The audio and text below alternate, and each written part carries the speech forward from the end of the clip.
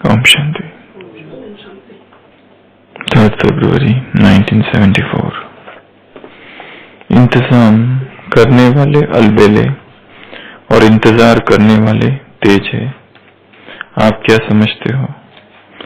क्या इंतजाम जोर शोर से कर रहे हो, या जैसे दुनियावी लोग कहते हैं कि जो होगा सो देखा जाएगा, ऐसे ही आप इंतजाम करने के निमित्त बनी हुई आत्माएं भी यह तो नहीं सोचती हो कि जो होगा सो देखा जाएगा।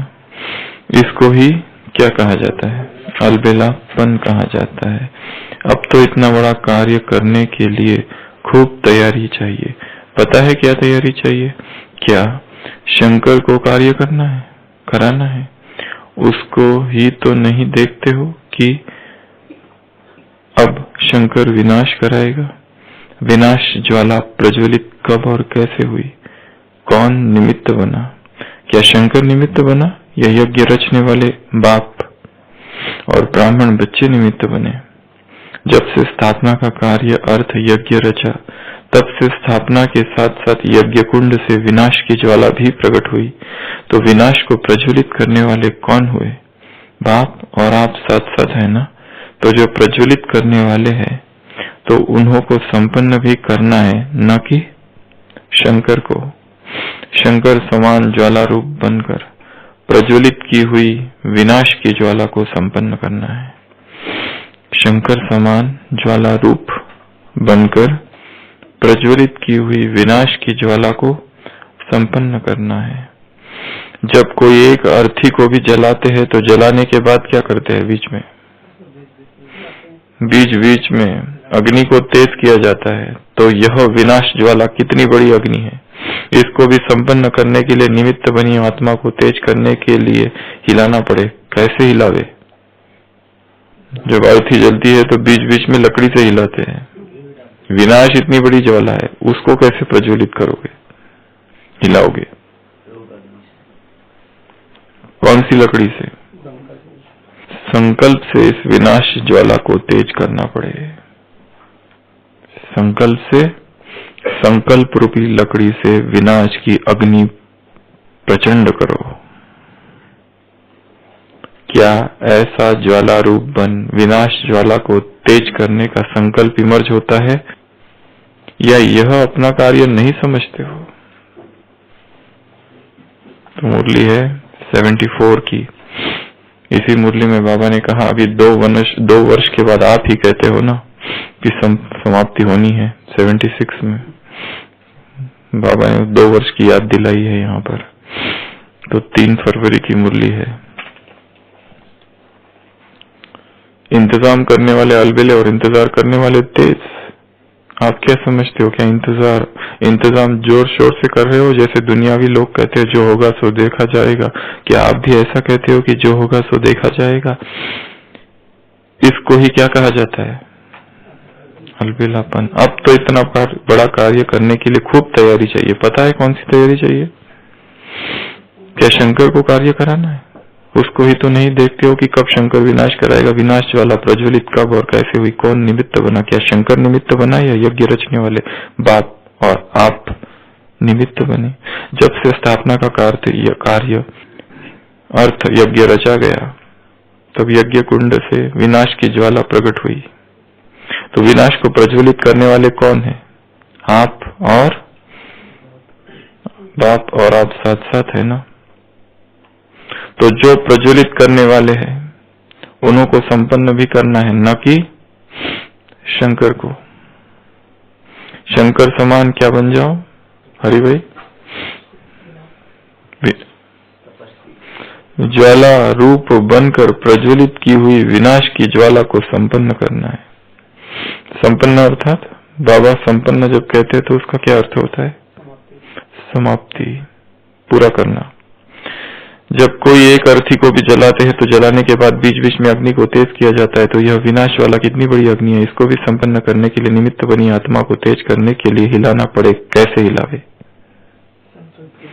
संकल्प की लकड़ी से। हाथ से व लकड़ी से? संकल्प से इस विनाश ज्वाला को तेज करना पड़े। क्या ऐसा ज्वाला रूप बन विनाश ज्वाला को तेज करने का संकल्प इमर्ज होता है या अपना कार्य नहीं समझते हो? नॉट माई जॉब, जिसको करना है करे, ये हमारा काम नहीं है, ऐसा तो नहीं समझते। तो क्या करना है? इंतजाम। क्या करना है? शंकर समान ज्वाला रूप, तपस्वी रूप। क्या करना है? विनाश की इस ज्वाला को प्रज्वलित करना है। ये कार्य किसका है? अपना, मेरा, मुझे करना है। किससे करना है? हाथ से या लाठी से? संकल्प रूपी लकड़ी से विनाश ज्वाला को तेज करना पड़े। तो क्या बन जाओ? शंकर समान महातपस्वी ज्वाला स्वरूप। शंकर का चित्र देखा है ना? इधर है, बड़ा चाहिए तो बाल शंकर है। तो शंकर के साथ 17 चीजें दिखाई जाती है। कितनी? 17। तो मैं कौन हूं? शंकर। मैं कौन हूं? ज्वाला स्वरूप, तपस्वी स्वरूप शंकर हूं। तो शंकर को दिखाते ही वो 17 की 17 चीजें याद आ जानी चाहिए। जब भी विनाश की बातें आए तो ये 17 की 17 चीजें याद आ जानी चाहिए। सबसे पहला, शंकर अर्थात आदि योगी, महायोगी, मेडिटेटिंग योगी, तपस्वी। शंकर की प्रतिमा देखिए ना, कैसे बैठा रहता है, इस तरह से योग मुद्रा में। Lord of yoga, the lord of meditation कहा जाता है शंकर को। आदि योगी है वो। शिव की उसके साथ तुलना की गई है भक्ति मार्ग में, जैसे वही भगवान है। शैव मत, शाक्त मत में उसकी बहुत मान्यता है। तो सबसे पहली चीज क्या है? Lord of meditation, the lord of yoga, Yogeshwar. तो शंकर अर्थात आदि योगी। भक्ति मार्ग में एक ही विशेषण कईयों के लिए प्रयोग किया जाता है। योग सिखाने वाला जो आदि योगी है वो शंकर है। तो योगेश्वर है वो, योगियों का गुरु है वो। भारत में नाथ संप्रदाय है, वो केवल और केवल शिव को मानते हैं, हठ योग। तो सबसे पहला है Adi Yogi, the lord of yoga, the lord of meditation. तो हम भी कौन है? आदि योगी, संसार को योग सिखाने वाले। लॉर्ड ऑफ मेडिटेशन, ध्यान सिखाने वाले, समाधि सिखाने वाले, तपस्या सिखाने वाले, सबसे पहला। फिर 4 बातें, 4 + 4 + 4 + 4, ऐसी 4 + 4 + 4 और फिर 4। 4 में सबसे पहला त्रिनेत्र, दूसरा जटा, तीसरा चंद्रमा और चौथा गंगा। तो शंकर अर्थात जो कौन है? त्रिनेत्री है। बाप तुमको त्रिनेत्री त्रिलोकी नाथ बनाते हैं, आज है ना मुरली में। तो शंकर अर्थात जिसका तीसरा नेत्र खुला हो। और उसने क्या कर दिया था तीसरे नेत्र से? काम को, भस्म कर दिया था। काम आया था कामदेव उसकी तपस्या भंग करने। काम और उसकी पत्नी रति दोनों आए थे शंकर की तपस्या भंग करने। बहुत प्रयत्न किया, फिर भी नहीं हुआ तो बहुत सारे तीर छोड़े, परंतु जैसे ही शंकर ने आंख खोली कामदेव भस्म हो गया। और फिर रति ने बहुत प्रार्थना की, माफी मांगी। तब कहीं जाकर उसने कहा कि क्या ये फिर से जन्म लेगा द्वापर में? किसका पुत्र? कृष्ण का पुत्र प्रद्युम्न। परंतु तब से उसने कहा था कि तेरा पति मरेगा नहीं, वो हर हृदय में निवास करेगा। काम। तो दूसरी निशानी क्या है शंकर की 17 निशानियों में से? त्रिनेत्र, जिसके पास ज्ञान का तीसरा नेत्र है, the third I of wisdom. 2 नेत्र तो है ही, चर्म चक्षु, परंतु साथ में तीसरा नेत्र भी है। तीसरी निशानी जटा।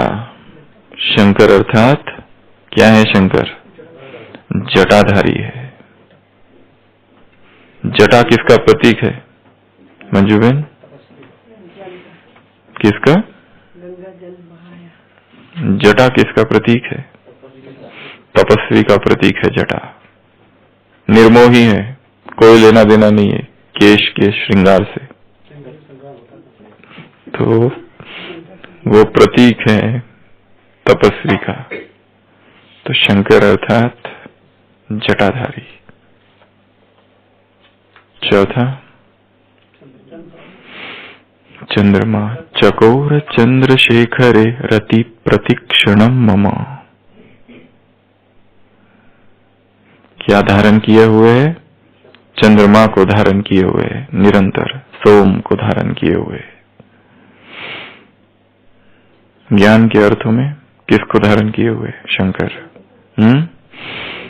शीतलता को धारण किए हुए, सोम रस को धारण किए हुए, सोम को धारण किए हुए। और 5वां गंगा। ज्ञान की गंगा को अपनी जटाओं पर जिसने धारण किया है। सीधा गंगा यदि ऊपर से नीचे उतरती तो प्रलय कर देती, प्रलयंकारी होती। इसके लिए बीच में इंटरवेंशन है, हस्तक्षेप। इतनी बड़ी गंगा को धारण करने का सामर्थ्य धरती में नहीं है, धरती की आत्माओं में नहीं है। वो जो फोर्स है, प्रचंड वेग और प्रवाह है धरती का, संसार की आत्माएं सहन नहीं कर सकेगी। इसके लिए बीच में शंकर बैठा है, पहले उस पर गिरती है और फिर वहां से प्रवाहित होती है। हाँ, 2013 में ना त्रासदी जो हुई थी उत्तराखंड में, वहां पर तो सबसे पहली निशानी 17 निशानियों में से तपस्वी। तो बाप हमें क्या बनाते हैं? तपस्वी शंकर बनाते हैं। सारी सृष्टि में ऐसा बाप देखा मंजू बहन? कैसा? सारी सृष्टि में कभी ऐसा बाप देखा? कौन मुरली सुनकर आया? सारी सृष्टि में ऐसा बाप देखा? कैसा? कौन मुरली सुनकर आया है? डैश डैश डैश मुरली से ढूंढना आज पावरफुल वाक्य है। सारी सृष्टि में ऐसा बाप देखा। 2 बातें हैं वहां पर, छोड़ रहे, ढूंढना मुरली में। तो सबसे पहला योगी, और फिर 4 बातें। 4 में सबसे पहला त्रिनेत्र, जिसकी आंख खुली हो। दूसरा जटा धारण किए हुए, जटा तपस्वी की निशानी है। सफेद साड़ी पहनी हो, बाल खुले हो, जटाएं खुली हो, हाथ में मुरली हो, तुम हो राज ऋषि। साकार महावाक्य है बाबा के। जटाएं खुली हो, श्वेत वस्त्र पहने हुए हो, और हाथ में मुरली, और तुम हो राज ऋषि। बस खड़े रहो, तुम अपने आप सेवा होती रहेगी। किसी को कुछ कहा नहीं है, केवल खड़े हैं। फिर सोम, चंद्रमा को धारण किए हुए, चंद्रशेखर कहा जाता है शिव को भारत में। चकोर चंद्रशेखरम रति प्रतिक्षणम मम। चंद्र अर्थात चंद्रमा, शेखर अर्थात मुकुट। चंद्र जिसका मुकुट है, चंद्र जिसका किरीट है, चंद्र जिसका क्राउन है, वो है चंद्रशेखर। दक्षिण में चंद्रशेखर कहा जाता है शिव को।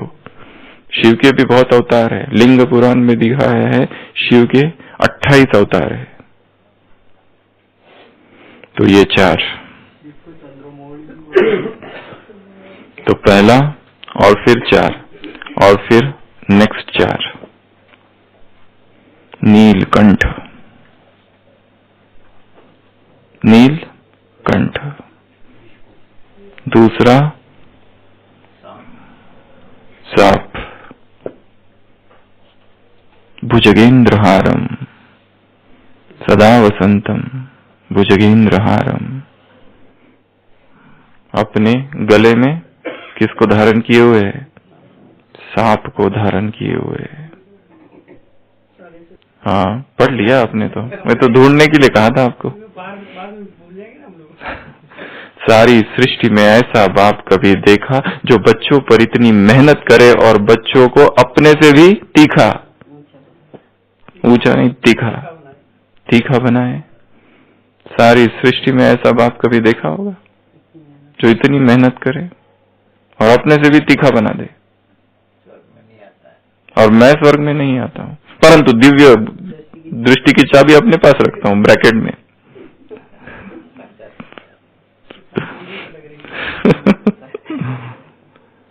तो 5 हो गए। छठवा कौन सा? नीलकंठ। नीलकंठ का क्या अर्थ है? विकार अंदर ले लिया। नीलकंठ का क्या अर्थ है? त्याग, त्याग। हलाहल विष निकला था मंथन से। अच्छा जो निकला, किसी इंद्र ने कुछ ले लिया, देवताओं ने कुछ ले लिया, असुरों ने कुछ ले लिया देवासुर संग्राम में। पर जब हलाहल निकला तो कोई लेने को तैयार नहीं था, सब भाग रहे इधर उधर। उसने ले लिया। वो तो अच्छा किया, टाइमली इंटरवेंशन किया पार्वती ने, गला दबा दिया उसका यहां से, तो वो अंदर नहीं गया, यहीं रुक गया। तो वो क्या हो गया? नीला हो गया कंठ। तो एक तो प्रतीक है त्याग का, नीलकंठ, नीला गला। दूसरा बताया भुजगेंद्रहारम, सारे ही विकारों को जिसने वश में किया है वह शंकर। विकारों को जिसने वश में कर रखा है वह शंकर। सांप की 3 निशानियां दिखाते हैं मुरली में बाबा हमेशा। एक, विष्णु शेष शैया पर अनंत आसन में लेटा हुआ है, तूफान चल रहा है परंतु वो निश्चिंत है, उसे कोई फर्क नहीं पड़ रहा है। दूसरा शंकर, जो गले में सांपों को धारण किए हुआ है, विकार उसके वश में है। और तीसरा, डांस कर रहा है कालिया नाक पर श्री कृष्ण। मुरलियों में, अव्यक्त वाणियों में ये 3 प्रतीक आते हैं जो कि हमारी निशानी है। विष्णु हमारी निशानी, शंकर हमारी निशानी, श्री कृष्ण हमारी निशानी, तीनों ही सांप से संबंधित। तो हम कौन है? नीलकंठ है। हम कौन है? भुजगेंद्रहारम, सदा वसंतम हृदयारविंदे। ऐसे सांप को अपने गले में वश में किए हुए। तीसरा, राख, भस्म रमाई हुई है, भभूति विभूति रमाई हुई है, सारे शरीर में भस्म है, शमशान में रहता है। भस्म किसका प्रतीक है? अनित्य। संसार अनित्य है, वैराग का प्रतीक है।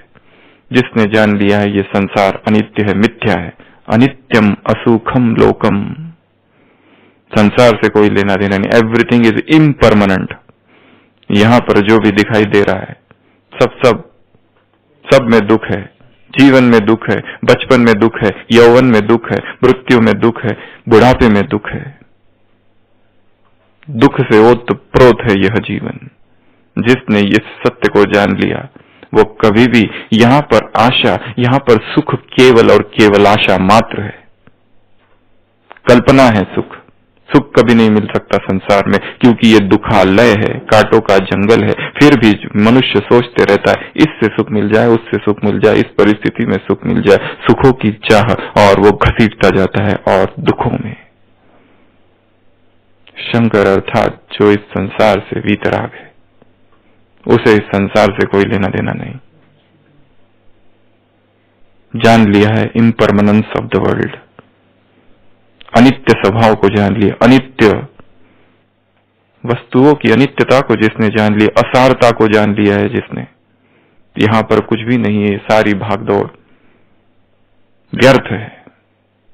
व्यर्थता को जब तक व्यक्ति नहीं जानता, वैराग का उदय नहीं होता हृदय में। आशा करते रहता है, ये आशा ही जहर है, दुख का कारण है। आशा को बहुत महान समझते हैं संसार में लोग, परंतु संसारिक आशाएं, तृष्णाएं कभी पूर्ण नहीं होती, वरन और ही दुखों में आबद्ध करती है चेतना को। तो तीसरा है भस्म, राख। तो राख रमा के बैठे हो कमलेश भाई? देह से कोई आकर्षण नहीं है, देह के श्रृंगार का कोई रस नहीं है। देह को लगाऊं, सेंट लगाऊं, ये लगाऊं, वो लगाऊं, पाउडर लगाऊं, क्रीम लगाऊं, मेकअप करूं, बालों को संवारने में ही टाइम लगाऊं, काला करूं, सफेद हो गए तो लोग क्या कहेंगे, एक का सफेद दिखाई दे रहा है, मुझको निकालो। चिंता होती है, बाल सफेद होने लगे, बाल झड़ने लगे तो ज्यादा ही चिंता होती है। उस दिन डॉक्टर गिरीश पटेल जी बता रहे थे, मैं जब कॉलेज में था तभी मेरे सारे बाल झड़ गए। दूसरे कोलीग्स कहते थे ये क्या, बड़ी हंसी उड़ाते थे मेरी, पर मैं एंजॉय करता था।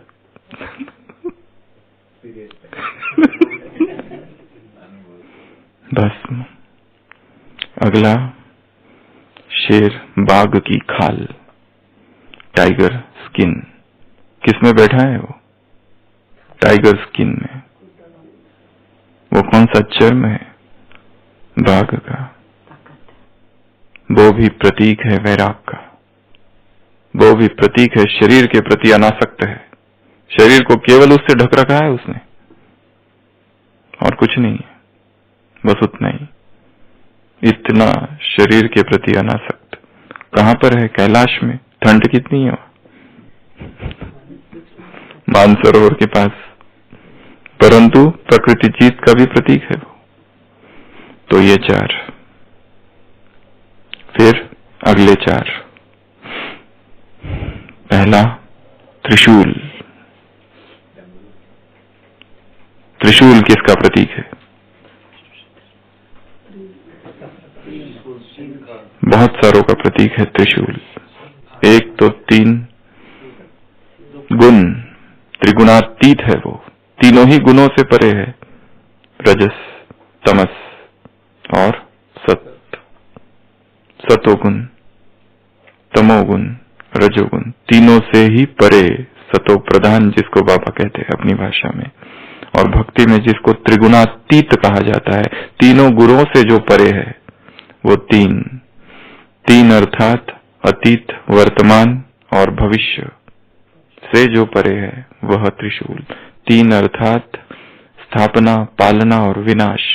3 अर्थात इस देह में ईड़ा, पिंगला और सुषुम्ना, जहां पर मिलती है नाड़ियां, वह सहस्त्रार, वह आज्ञा, वो चक्र जो समाधि में लीन है, कुंडलिनी जिसकी जागृत हो गई है, वह त्रिशूल का प्रतीक है।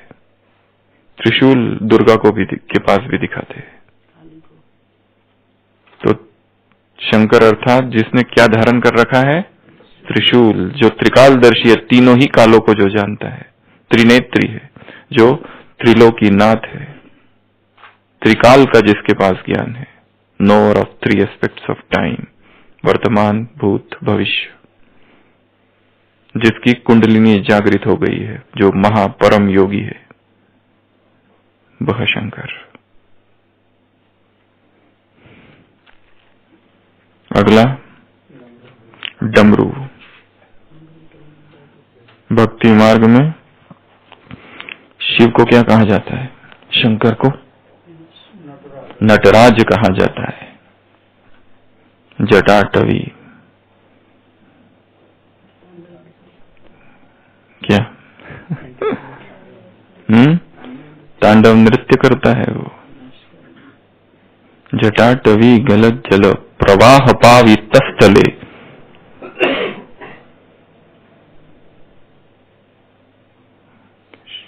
शिव तांडव स्तोत्रम है। क्या करता है वो? डमरू से नाच करता है, और वो जो डमरू जो है उसके आवाज से सृष्टि का स्थापना, पालना और विनाश, तीनों का ही वो प्रतीक है। नाद है वो, नाद, अनहद नाद भी, सारे नाद वहां से निकले हैं उस डमरू से। तो वो क्या है? उसका प्रतीक नटराज, शंकर अर्थात जिसके हाथ में डमरू है और जो बजा रहा है, नाच कर रहा है, ज्ञान डांस निरंतर। अथर्व सर्व मंगला कला कदम्ब मंजीरी रस प्रवाह माधुरी ब्रजम्बिणा मधुव्रतम स्मरांतकम भवांतकम मखांतकम गजांत कांत कांतकम तमंत कांतकम भजे। सुना है ना? नकी में गूंजते रहता है। रावण का रचित शिव महिम स्तोत्रम, शिव तांडव स्तोत्रम बजाता है। रावण पैर हाथ, वो शिव को ही उठाने लगता है, अपने ही गुरु को, तो वो पैर से उसको दबा देता है, तब वो गीत गाता है। ये रावण शिव भक्त होता है ना। शिव तांडव स्तोत्रम, शिव का। तो दूसरा क्या बताया? डमरू। पहला त्रिशूल, दूसरा डमरू, तीसरा साउथ इंडिया में परशा, परशु, कुलाड़ी, वो भी दिखाते हैं। परशुराम के पास दिखाते हैं और एक तो शिव के पास दिखाते हैं साउथ में। और चौथा रुद्राक्ष, माला, रोजरी, सारे शरीर में या तो हाथ में। तो ये 4। रुद्राक्ष ज्ञान की भाषा में जो निरंतर माला जप रहा है, वहां दिखाया है शंकर निरंतर राम की माला जप रहे। मंगल भवन अमंगलहारी तबहु सुदशरथ अजर बिहारी। वो जो शिव है रामायण में दिखाया, किसका ध्यान कर रहा है निरंतर? एक राम का ध्यान कर रहा है। शिव अर्थात शंकर। तो हम शंकर है, किसके ध्यान में लीन है? एक शिव के। वो माला है हमारे हाथ में। और वो परशा, उससे क्या कर रहे हैं? असुरों का विनाश। एक तरफ तो आशुतोष कहा हुआ है शंकर को, शिव को, दूसरी तरफ विनाशकारी प्रलयंकारी देवता भी कहा गया है। विरोधाभासी व्यक्तित्व है। एक तरफ वैरागी है तो दूसरी तरफ गृहस्थी भी बताया है। बहुमुखी व्यक्तित्व। तो 4। उसके बाद में 2, नंदी और गण। किस पर सवार है? नंदी पर सवार है। ये देह ही नंदी है जिस पर मैं आत्मा शंकर सवार हूं। गण उसके बहुत सारे गण दिखाए हैं। ये इंद्रिया ही वो गण है। गणाधीश गणेश को कहा जाता है। जहां शिव जाता है वो गण साथ साथ जाते हैं। शिव नाराज हो जाता तो गण उसको मनाते हैं। शिव की बारात में वो गण भी दिखाए हैं। तो दो गण सेवादारी अपनी भाषा में या तो साथी संगी या उसके सेवक या उसके मुरीद या उसके आसपास अजीब अजीब होते हैं वो दिखने में। भगत दूसरे होते हैं, गण थोड़े दूसरे होते हैं। गण उसके साथ ही रहते हैं। सेवक लूले लंगड़े सब दिखाते हैं वहां पर। हाँ, भूत प्रेत वो सारे ही उसमें होते हैं।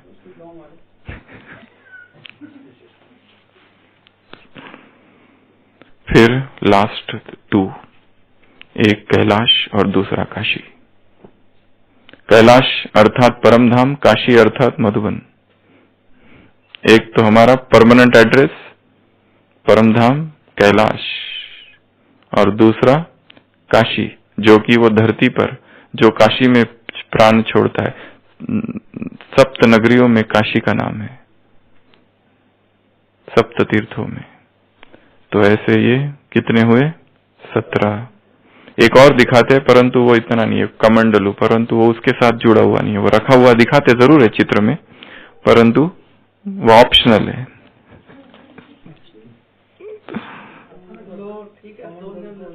तो ऐसे 17 प्रतीक है किसके? शंकर के। तो मैं कौन हूं? तपस्वी शंकर हूं। क्या कह रहे हैं बाबा कि तुम्हें क्या करना है? शंकर समान ज्वाला रूप बनकर प्रज्वलित की हुई विनाश की ज्वाला को संपन्न करना है। जब कोई एक अर्थी को भी जलाते हैं तो जलाने के बाद बीच बीच में अग्नि को तेज किया जाता है। तो यह विनाश ज्वाला कितनी बड़ी अग्नि है, इसको भी संपन्न करने के लिए निमित्त बनी हुई आत्माओं को तेज करने के लिए हिलाना पड़े। कैसे हिलावे? काठी से या हाथ से, संकल्प से इस विनाश ज्वाला को तेज करना पड़े। तो शंकर अर्थात सबसे पहला बताया Mahayogi, Adi Yogi, the lord of meditation, the lord of yoga, Yogeshwar. ये सबसे पहला पॉइंट। उसके बाद में 4 सिर के 4, एक त्रिनेत्र, दूसरा जटा, तीसरा चंद्रमा चंद्रशेखर, चौथा गंगा, गंगा बह रही है।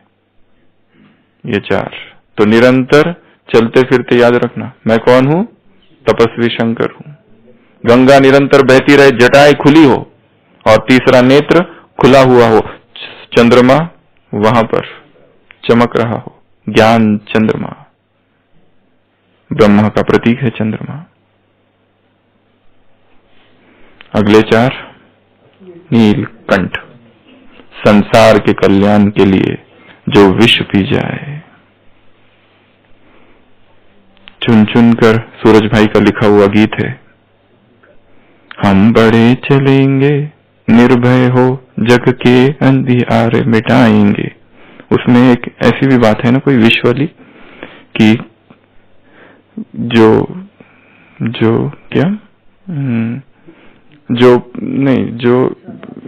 ये बनकर आएंगे उन्हें हम विष, जो शत्रु बनकर आएंगे उन्हें नहीं। बहुत सुंदर गीत है सूरज भाई का लिखा हुआ। जो शत्रु बनकर आएगा उसे शिव का मीत बनाएंगे, पीकर जहर सभी के दिल का, नहीं इसमें ही है, पीकर ए जहर सभी के विष दिल का, ऐसे कोई गीत है। तो जो संसार कल्याण के लिए त्याग करे, सहन करे, वो शंकर है। तो नीलकंठ है हम। नीलकंठ बालक जो है वही बड़ा होके स्वामी नारायण बनता है। स्वामी नारायण जब छोटा सा होता है तो अपने घर से निकल जाता है 12 साल की उम्र में, और सारे भारत भर की यात्रा करता है। एक गांव में पहुंचता है जहां पर कहा जाता है कि तुम यहां नहीं बैठना, एक बहुत भयंकर सिंह बाघ आएगा रात में, वो कहता है मुझे कोई चिंता नहीं, मुझे किसी का डर नहीं, बैठा हुआ रहता है। वो पुजारी खिड़की से रात में देखते रहता है, वो सिंह आता है उसके सामने नतमस्तक हो जाता है और चला जाता है, जो कि नरभक्षी होता है। सबको रोज एक एक गांव के एक एक व्यक्ति को खाकर पकड़ कर लेके जाता है, पर जैसे ही नीलकंठ बालक वहां आता है शांत हो जाता है। यही नीलकंठ जाकर स्वामीनारायण बनता है, उसी से स्वामीनारायण संप्रदाय का सूत्रपात आगे होता है। नीलकंठ दूसरा, जिसने सांप उसको काटते नहीं, सांप का उसको भय भी नहीं है। जब यहाँ पर यज्ञ आया था ब्रिजकोटी में, तो वहां पर सांप थे। ब्रह्मा बाबा को कहा बाबा यहाँ बहुत सांप है। बाबा ने कहा तुमको इस सांप से क्या डरना लेना, ये भी बच्चे हैं। और दूसरा, तुमको विकार रूपी सांपों को तुमने मार दिया, ये सांप तो कुछ भी नहीं है। हाँ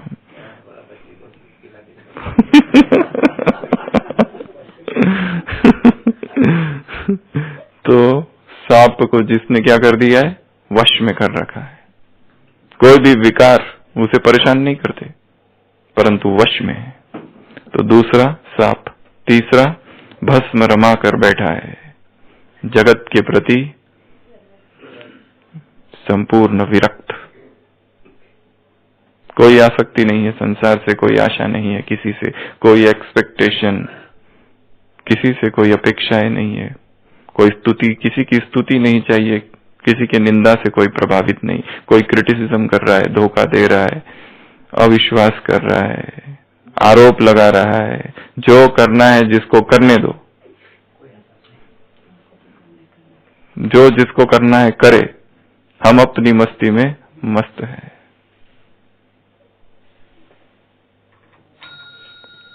अगला राख हो गया। बाघ की खाल, चर्म, ये चार चालू है। याद बराबर रखो, पहले यहाँ, फिर यहाँ, फिर ये हो गया सेकंड चार, फिर है अगले चार। अगले चार अर्थात वो उसका जो श्रृंगार है, सबसे पहला त्रिशूल, दूसरा डमरू बजाने वाला, निरंतर ज्ञान का डमरू बजाओ, ऐसा डमरू बजाओ। पहले वो नगाड़े को गर्म किया जाता है, अभी अभी अव्यक्त वाणी चली थी 18 जनवरी 2008 की रिकॉर्डेड मुरली जो नीचे शांतिवन में चली थी। क्या कहा था बाबा ने उसमें? नगाड़े को गर्म करो, नगाड़े को गर्म किया जाता है, तुम योग अग्नि से नगाड़े को गर्म करो। तो डमरू बजाते रहना, ठीक है, दिन रात। अगला कुल्हाड़ी एक्स, जो साउथ में दिखाते हैं, और रुद्राक्ष की माला, रोजरी, निरंतर एक की याद में। एक ही रास्ता है तुम्हारा, दूसरी गलियों में जाना ही नहीं। इंटरनेशनल राम इंटरनेशनल हाईवे, गलियों में गलियारों में चले गए तो भटक जाओगे। जिगजैगिंग नहीं करना है कुत्ते जैसा, इधर से उधर जाना है तो ज्यादा थकता है, क्योंकि जिगजैगिंग करते रहता है, इधर जाता है, इधर भौंकेगा, उधर भौंकेगा। साइकोलॉजी का कॉन्सेप्ट है द कॉन्सेप्ट ऑफ जिगजैगिंग। एक व्यक्ति 5 किलोमीटर चलता है अपने कुत्ते को लेकर, पर कुत्ता 10 किलोमीटर चलता है। वाई? क्योंकि कुत्ता बीच बीच में जब तक भौंकता नहीं, इधर उधर गलियों में घुस घुस के उसको चैन नहीं आता है। इधर जाएगा भौंकेगा, उधर जाएगा ढक्कन देखेगा, कुछ डस्टबिन में झांकेगा, भागते रहता है इधर उधर, जबकि किलोमीटर खाली 5 ही है, पर कुत्ता 10 किलोमीटर चलता है। द जिगजैगिंग ऑफ माइंड, माइंड भी ऐसा ही है। राम इंटरनेशनल हाईवे को छोड़कर गलियों में घुसता है, इसके पीछे भागेगा, उसके पीछे भागेगा, इसमें आसक्त, उसमें आसक्त, फिर जब चोट लगती है, धोखा होता है, तो फिर इंटरनेशनल हाईवे में आता है, पर तब तक बाकी तो आगे निकल गए। टाइम तो वेस्ट हो गया ना, और टाइम वेस्ट करने का अभी समय है क्या? ये 4, फिर 2 नंदी और गण, नंदी पर बैठा हुआ है, नंदी उसका साथी है, कभी रूठ जाता है तो नंदी मनाता है उसको। तो ये देह भी हमारा क्या है? नंदी है, इसकी संभाल भी करना, अच्छे से करना पर संभाल, और उसको खिला पिला के केवल उसको वो मदमस्त ना हो जाए। उसको संभाल के रखना, पैम्पर नहीं करना उसको, बहुत ज्यादा लाड़ प्यार में खराब नहीं करना। जब शिव को दिखाया है शिव पुराण में कुछ निर्णय लेना तो फिर वो किसी की नहीं सुनता है। नंदी तो कितना चाहता था कि उसकी शादी हो जाए, शादी हो जाए, शादी हो जाए, पीछे ही पड़ा था, please Mary, please Mary. Parvati नहीं थी, सब सती थी तब, पार्वती तो बाद में जन्म ली। तो नंदी, फिर है गण, शिव के गण, ये सारी इंद्रियां जैसे हमारे क्या है, सेवक, मुरीद, दास, सर्वेंट, गण हमारे अधीन हो। और फिर दो, निरंतर कहां बैठा रहता है शंकर? कैलाश में। संसार में जाने की इच्छा नहीं होती है उसको, वहां जाऊं, वहां कुछ देखूं क्या हो रहा है, कुछ नहीं, वो अपने शमशान में बैठा रहता है, उधर पर्वतों की चोटी ऊपर। तो हमारा कैलाश कौन सा है? परमधाम, मधुबन नहीं, दूसरा है काशी, जो शिव की नगरी है, वाराणसी, काशी, बनारस, तीन नाम है, शिव काशी गंगे, हर हर गंगे, शिव काशी विश्वनाथ। तो काशी अर्थात, काशी इस संसार का सबसे महान तीर्थ है। काशी की भूमि पर ऐसा कोई महान आत्मा नहीं हुआ भारत में जो काशी पर नहीं आया हो, काशी की भूमि पर नहीं है। सभी के चरणों से वो भूमि पुनीत हुई है, काशी की भूमि। शंकराचार्य से लेकर, बुद्ध से लेकर सभी वहां आए, जितने बाहर के लोग भी है, महान आत्मा है, वो सब भी तिलोपा से लेके तो मिलरेपा से लेके तो, और कहते हैं कि जीसस क्राइस्ट से लेकर तो भी वो सब आए हैं वहां पर। अपना सेंटर होगा ना वहां। तो काशी की भूमि सबसे महान भूमि है। तो मधुबन इस विश्व की काशी है।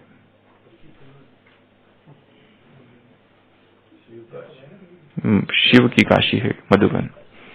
तो कितनी पॉइंट हुई? ऐसी 17 पॉइंट, सारी याद रहेगी ना? पहली एक महात्यादि होगी, फिर 4 इधर की, 4 इधर की, 4 इधर की, और 2 नंदीगण और 2 स्थान। तो ऐसी टोटल कितनी पॉइंट है? 17। तो मैं कौन हूं? तपस्वी शंकर। वो एक बार शंकर जी का चित्र देख लेना नेट से, याद आएगा सारी पॉइंट्स। दिन भर देखते रहना आज।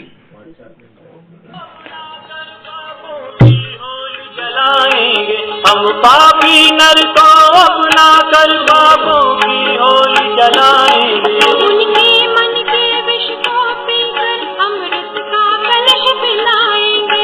उनके मन के विष को पीकर अमृत का कलश पिलाएंगे। हम पढ़े चलेंगे निर्भय हो, सृष्टि अंधियार मिटाएंगे। कांटे जो आएंगे पथ में, चुन चुन कर उन्हें हटाएंगे। हम बढ़े चलेंगे निर्भय हो, हम बढ़े चलेंगे निर्भय हो, हम बढ़े चलेंगे निर्भय हो। उनके मन के विष को पीकर अमृत का कलश पिलाएंगे। ऐसे हम कौन है? तपस्वी शंकर। ओम शांति। होमवर्क दे दे आज ये कर।